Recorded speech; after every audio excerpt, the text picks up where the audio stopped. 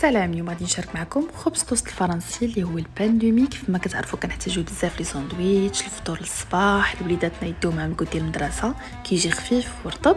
شوفوا معايا، ندهنت وحده بالفرماج واملو اللي خديتو عند لاباج عسلين، غادي نطيقيها لكم لتحت. غادي نخليكم مقادير مضبوطه اسفل الفيديو. عندي هنايا الدقيق رطب والفينو، شويه ديال الملحه، معلقه كبير ديال العسل حتى هو خديتو عند لاباج عسلي. كنضيف الخميره الفوريه، كنرمل عاوتاني كلشي، وكنضيف زبده مذابه وربع كاس ديال زيت المائده تقطعيه صغير، وكنجمع بحليب اللي يكون دافي. من بعد كندلكها واحد شويه، كنغطيها كنخليها تختمر. من بعد ما اختمرات كنخويها من الهواء اللي كيكون فيها، وكنرش سطح العمل بالدقيق. كنشكلها على الشكل هذا، كنعاود نجمعها وكنقلبها وكنخليها ترتاح واحد قسيم د المكانه.